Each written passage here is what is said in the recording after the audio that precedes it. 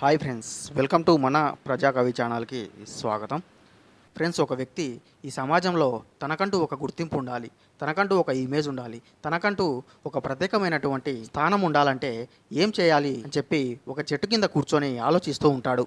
ఆ విధంగా ఆలోచిస్తూ ఉంటే ఇంతలో గుడికి వెళ్ళి తిరిగి వస్తున్నటువంటి ఒక అతను ఇతని దగ్గరికి వచ్చి ప్రసాదం తీసుకోండి అని చెప్పి అతడికి ప్రసాదం ఇచ్చి వెళ్ళిపోతాడు. అలా అతడు ఇచ్చినటువంటి ప్రసాదాన్ని చేతిలో పెట్టుకొని ఏం చేస్తే నాకంటూ ఈ సమాజంలో ఒక గుర్తింపు వస్తుంది అని చెప్పి ఆలోచిస్తూనే తన చేతిలో ఉన్నటువంటి ప్రసాదాన్ని నోటిలో వేసుకొని నములుతూ ఉంటే వెంటనే అతడికి ఒక ఆలోచన తడుతుంది. అరే, ఈ ప్రపంచంలో ఎన్ని ఘోరాలు జరిగినా, ఎంత మంచి జరిగినా, ఎంత చెడు జరిగినా అతడికి ఉన్న కీర్తి, అతడికి ఉన్న స్థాయి, అతడికి ఉన్న గుర్తింపు తగ్గనిదంటే ఒక దేవుడికే కదా.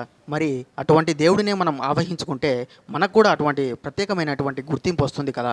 కరెక్ట్, ఇదే సరి అయిన నిర్ణయం అని చెప్పి వెంటనే అతను అక్కడి నుండి బయలుదేరి అతడికి తెలిసిన వారిని అందరినీ అడుగుతూ ఈ భూమిపై దేవుడు అనేవాడు స్వయంభూగా ఎక్కడెక్కడ వెలిశాడో ఆయా పుణ్యక్షేత్రాలకు వెళుతూ అంటే శివుడైతే ద్వాదశ జ్యోతిర్లింగాలకు వెళుతూ, విష్ణువు అయితే వైకుంఠ ధామాలకు వెళుతూ, అమ్మవారైతే శక్తిపీఠాలకు వెళుతూ ఈ విధంగా దేవతామూర్తులు అనేవాళ్ళు స్వయంభుగా వెలిసినటువంటి పుణ్యక్షేత్రాలంతా తిరుగుతూ ఆ దేవతామూర్తుల ప్రతిమలను దర్శించుకుంటూ ఈ భూమండలం మొత్తం తిరిగిన తర్వాత అరే, నేను ఇన్ని రోజులు ఇన్ని యాత్రలు ఇన్ని పుణ్యక్షేత్రాలు తిరిగినా నాకు దేవుడు కనబడలేదే. అయినా నా పిచ్చి కానీ దేవుడు అనేవాడు ఈ విధంగా రాతి రూపంలో ఎలా ఉంటాడు? కాదు కాదు, మనల్ని బ్రతికించేవి ఆ పంచభూతాలే కాబట్టి ఆ పంచభూతాల్లోనే ఆ భగవంతుని వెతకాలి అని చెప్పి ఒకసారి నీటిలో, ఒకసారి గాలిలో, ఒకసారి ఆకాశం వైపు చూస్తూ, మరోసారి భూమి వైపు చూస్తూ, ఒకసారి అగ్నిలో చూస్తూ ఈ విధంగా ఒక్కొక్క పంచభూతం దగ్గర సుమారుగా నెలల తరబడి తపస్సు చేస్తూ ఏళ్ళు గడిచినా సరే అతడికి దేవుడు కనబడకపోయేసరికి అరే, ఇదేంటి దేవుడు అనేవాడు ఆ గుళ్ళో లేడు, ఈ పంచభూతాల్లో లేడు, మరి ఎక్కడున్నాడు అని చెప్పి వెతికి వెతికి విసుగు చెంది ఇలా అయితే ఈ సమాజంలో నాకంటూ ఒక ప్రత్యేకమైనటువంటి గుర్తింపు ఎలా వస్తుంది, ప్రత్యేకమైనటువంటి స్థానం ఎలా వస్తుంది, నన్ను కూడా ఈ సమాజం అందరితో పాటు సమానంగా చూస్తుంది కదా. అలా కాదు, ఎలాగైనా సరే నాకంటూ ఒక ప్రత్యేక గుర్తింపును తెచ్చుకోవాలి అని చెప్పి ఆలోచిస్తూ ఉంటాడు. అలా ఎంతోసేపు ఆలోచించినటువంటి అతను ఇక ఇలా అయితే లాభం లేదని చెప్పి వెంటనే ఒక పుణ్యక్షేత్రం దగ్గరికి వెళ్ళి అక్కడ ఉన్నటువంటి దేవుడిని మొక్కుతూ, దేవుడా, ఇకపై నేను చేయబోయేటువంటి వ్యాపారం బాగా జరిగేటట్టు చూడు స్వామి అని చెప్పి ఆ దేవుడికి దండం పెట్టుకొని వెంటనే బయటికి వచ్చి ఆ గుడి బయట ఉన్నటువంటి తెల్లటి గంధాన్ని తీసుకొని నుదురుపై నామాలుగా దిద్ది తాను ఇన్నాళ్ళు పుణ్యక్షేత్రాలంటూ తిరిగి పెంచుకున్నటువంటి జుట్టును ఒక్కసారి విదిలించి అక్కడ కొంతమంది విడిచిపెట్టినటువంటి శివమాలను ధరించి మెడలో రుద్రాక్షలను ధరించి చేతితో ఒక ఇత్తడి త్రిశూలాన్ని పట్టుకొని ఒక్కసారిగా ఓం నమ శివాయ అని కేకలు వేస్తూ ఆ దేవాలయం యొక్క పరిసరాల్లో తిరుగుతూ ఉంటే అక్కడ ఉన్నటువంటి కొంతమంది యువభక్తులు అతన్ని చూసి అబ్బో, ఈయన ఈ భూమండలంపై ఉన్నటువంటి పుణ్యక్షేత్రాలన్నీ తిరిగాడంట, మహాజ్ఞానంట, ఏళ్ల ధరబడి తపస్సు చేశాడంట, సాక్షాత్తు ఆ పరమశివుణ్ణే ఆవాహనం చేసుకున్నాడంట అని చెప్పి అలా అతడు ఇచ్చేటువంటి బిల్డప్కి ఈ యువభక్తులు ఒక 5-6 మంది కలిసి అతడికి శిష్యులుగా చేరి అతని వెంటే ఒక ప్రదేశానికి వెళ్తారు. అలా తన వెనకాలే వస్తున్నటువంటి ఆ యువభక్తులను చూసి అతడు మనసులో ఈ విధంగా అనుకుంటాడు, ఆహా, అబద్ధాలకు మోసాలకు సమాజంలో ఇంత స్థానం ఉందా? ఇలా అయితే ఈ సమాజంలో నాకంటూ ఒక ప్రత్యేకమైనటువంటి గుర్తింపు తెచ్చుకోవడం పెద్ద పనే కాదు అని చెప్పి భావిస్తూ ఉంటాడు. ఇదే అదనుగా చేసుకున్నటువంటి అతను తన వెనకాలే వచ్చినటువంటి ఆ 5-6 మంది యువభక్తులను కూర్చోబెట్టి తనకు ఉన్నటువంటి మిడిమిడి జ్ఞానాన్ని ఆ వచ్చినటువంటి యువభక్తులకు పంచుతూ తన గురించి తానే ఎన్నో గొప్పలు చెప్పుకుంటూ ఉంటాడు. అలా ఆ విధంగా ఎన్నో గొప్పలు చెప్పుకుంటూ ఎంతోమంది శిష్యులను కూడబెట్టుకున్నటువంటి అతడు ఒకరోజు ఒక చెట్టు కింద కూర్చొని, చూడండి శిష్యులారా, నేను ఆ పరమాత్ముని కొరకై ఏళ్ల తరబడి తపస్సు చేయదలిచి నిర్ణయించుకున్నాను. కాబట్టి నా తపస్సుకు ఎవరు భంగం కలిగించకుండా మీరు సేవకులై నన్ను సేవించుకుంటూ నా యొక్క తపస్సును భంగం చేయకుండా చూడండి. అలా చేసుకుంటూనే నేను ఇన్ని రోజులు పరమాత్మునికై చేసినటువంటి ప్రయత్నంలో నేను సాధించినటువంటి గొప్పతనాన్ని ప్రజలకు తెలియజేయండి అని చెప్పి ఒక చెట్టు కింద తపస్సు స్థితిలో కూర్చొని అతని వెనకాల అతని గొప్పతనానికి సంబంధించినటువంటి విషయాలన్నీ వ్రాయించినటువంటి ఒక ఫ్లెక్సీని ఆ చెట్టుకు కట్టించి ఆ ఫ్లెక్సీ ముందు ఇతడు కూర్చొని తపస్సు చేస్తూ ఉంటాడు. ఆ విధంగా అతడు తపస్సు చేస్తూ ఉంటే అటు చుట్టుపక్కల తిరిగేటువంటి ప్రజలు అతడు చేసేటువంటి తపస్సును మరియు అతని వెనకాల ఉన్నటువంటి అతని గొప్పతనాలను చదువుతూ, అబ్బా, ఇతను ఇంత గొప్పవాడా,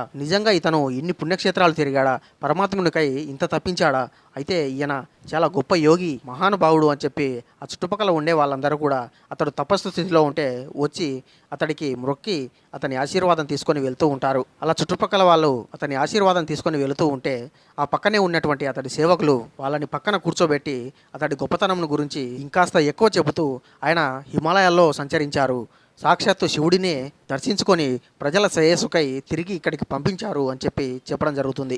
అలా సేవకులు ఆ వచ్చినటువంటి వారికి ఇతడి గొప్పతనాన్ని తెలియజేస్తుంటే ఈ తపస్సు స్థితిలో ఉన్నటువంటి వ్యక్తి అతని గురించి చెప్పేటువంటి గొప్పతనాన్ని గురించి మాటలు విని లోపల సంతోషిస్తూ ఉంటాడు. ఆ విధంగా అతను కాసేపు తపస్సు చేయడం, మళ్ళీ అతడి సేవకులు తన గురించి చెప్పేటువంటి గొప్ప గొప్ప మాటలు విని లోపల ఎంతో సంతోషిస్తూ నా సేవకులు చెప్పేటువంటి మాటలకు ఎంతమంది గుమికూడారు, లేదంటే ఎంతమంది నమ్మి నన్ను ఆశ్రయించారు, ఎంతమంది నా గురించి తెలుసుకుంటున్నారు అనే విషయాన్ని తెలుసుకోవడానికి మధ్య మధ్యలో తపస్సు చేస్తూనే ఒక్కసారిగా మళ్ళీ ఒక కన్ను మెల్లగా తెరిచి ఎంతమంది గుమికూడారు, ఎంతమందికి నా గొప్పతనం తెలుస్తుంది, ఎంతమంది నన్ను పూజిస్తున్నారు అని చెప్పి దొంగ చూపులు చూస్తూ దొంగ తపస్సు చేస్తూ ఉంటాడు. ఈ కలికాలానికి చలికాలం తోడన్నట్టుగా అతడు చేసేటువంటి మాయలకు, లేదంటే అతడు చెప్పుకునేటువంటి లేనిపోని గొప్పలకు, కొన్ని మంచి వాక్యాలను నమ్మి ఎంతోమంది ప్రజలు అతన్ని ఒక గొప్ప తపస్విగా, ఒక గురు సమానునిగా, ఒక దైవ సంబుతుడిగా కొలుస్తూ ప్రసాదాలు నివేదిస్తూ విరాళాలు ఇస్తూ అతన్ని ఒక్కసారిగా అందలం ఎక్కించడం జరుగుతుంది. ఈ విధంగా సమాజంలో తనకు రావాలనుకున్నటువంటి ఒక గుర్తింపు, లేదంటే తనకంటూ ఒక స్థాయిని రావడాన్ని తపస్సులో కూర్చొని ఒక కన్ను తెరిచి దొంగ తపస్సు చేస్తూ ఇదంతా గమనించినటువంటి అతను లోపల తనకు అనుకున్నది సాధించినందుకు మురిసిపోతూ ఉంటాడు. సో ఫ్రెండ్స్, విన్నారు కదా, మన సమాజంలో కూడా ఎంతోమంది దేవుణ్ణి వెతికేటువంటి క్రమంలో అంతటా తిరిగి దేవుడు అనేవాడు అందులో ఉంటాడు, ఇందులో ఉంటాడు అని చెప్పి వెతికి ఎటువంటి అనుభవం పొందక కొంతమంది కొంగవలే దొంగ జపం చేస్తూ ఇటువంటి దుశ్చర్యలకు పాల్పడుతూ తాము లోపల మురిసిపోతూ ఉంటారు. సో ఇదే విషయాన్ని వేమన గారు తన చక్కటి పద్యంతో వివరించడం జరిగింది. ఆ పద్యం ఏంటన్నది ఇప్పుడు చూద్దాం. అందు నిందు వెతకి అనుభవం అందక కొందరయ్యలెప్పుడు కొంగరీతి మూర్ఖ తపమున్ భూని మురియుట గానరో విశ్వదాభిరామ వినురవేమ. అంటే ఫ్రెండ్స్, ఇక్కడ చూడండి, అందు నిందు వెతకి అనుభవం అందాక కొందరయ్యలెప్పుడు కొంగరీతి అంటే పరమాత్ముని కోసం కొంతమంది అక్కడని ఇక్కడని కాకుండా అంతటా వెతికి ఎటువంటి అనుభవం పొందక చివరికి కొంతమంది కొంగలుగా మారి ఒక మూర్ఖుడి వలె తపస్సు చేస్తూ లోపల మురిసిపోతూ ఉంటారు. అందుకే అన్నాడు, మూర్ఖ తపమున్ భూని మురియుట గానరో విశ్వదాభిరామ వినురవేమ.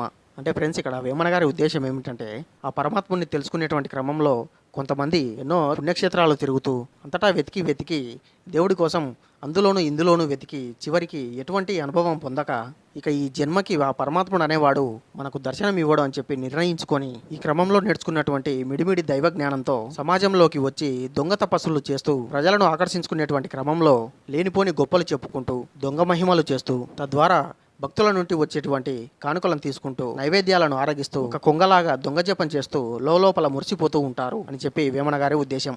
అంటే ఫ్రెండ్స్, ఇక్కడ మీరు ఒకసారి కొంగను గమనించినట్లయితే, ఉదాహరణకు ఒక రైతు పొలం దున్నుతూ ఉంటే ఆ పొలంలో బయటపడేటువంటి పురుగులను తినేటువంటి క్రమంలో కొంగలు ఎగురుతూ ఉంటాయి. అలా పొలంలో ఆ పురుగులను తినడానికి వచ్చినటువంటి ఆ కొంగలు ఆ తినేటువంటి క్రమంలో మనసు పెట్టి తినకుండా మధ్య మధ్యలో 2-3 పురుగులను తిని మళ్ళీ కొంగ తలపైకెత్తి చూస్తూ మళ్ళీ కిందికి వంగి మళ్ళీ పురుగులను తిని మళ్ళీ పైకెత్తి ఆ విధంగా కొంగ కాసేపు పురుగులను తింటే మరికొంతసేపు ఆకాశంలోకి చూస్తూ చుట్టుపక్కల ఎవరైనా వస్తున్నారో లేదో చూస్తూ పురుగులను తింటూ ఉంటుంది. అంటే కొంగ ఆ తినేటువంటి పురుగులపై మనసు పెట్టకుండా మనసు ఎక్కడో పెట్టి కింద పురుగులను తింటూ ఉంటుంది. కాసేపు పురుగులను తింటుంది, మళ్ళీ లేచి ఎవరైనా వస్తున్నారో అని చెప్పి దొంగ చూపులు చూస్తూ పైకి చూస్తూ మళ్ళీ కిందికి వంగి పురుగులను తింటూ ఉంటుంది. సో మన సమాజంలో కూడా కొంతమంది దొంగ బాబాలు కానివ్వండి, లేదంటే దొంగ తపస్సులు కానివ్వండి, ప్రజలను మభ్యపెట్టేటువంటి క్రమంలో దొంగ తపస్సు చేస్తూ ఈ విధంగా కొంగవలే తాము చేసేటువంటి తపస్సుపై మనసు లగ్నం చేయకుండా కొంగలాగా అప్పుడప్పుడు దొంగ చూపులు చూస్తూ ఒక మూర్ఖుని వలె తపస్సు చేస్తూ వాళ్ళు లోపల మురిసిపోతూ ఉంటారని చెప్పి వేమన గారు చెప్పడం జరిగింది.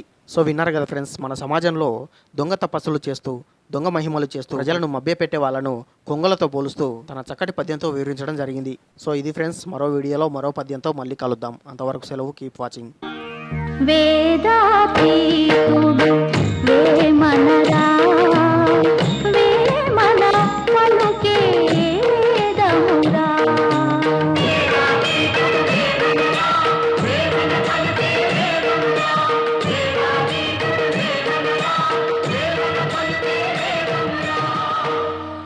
ఫ్రెండ్స్, ఈ వీడియో మీకు నచ్చినట్లయితే లైక్ చేయండి, నచ్చకపోతే షేర్ చేయండి. ఈ ఛానల్ మీకు ఎంతో కొంత యూజ్ అవుతుందంటే మాత్రం సబ్స్క్రైబ్ చేసుకోండి. ఓపికతో విన్నందుకు ధన్యవాదాలు. వేమన గారి ఆశీస్సులు ఎల్లప్పుడూ మీపై ఉండాలని కోరుకుంటూ ఇట్లు మీ ప్రజాకవి.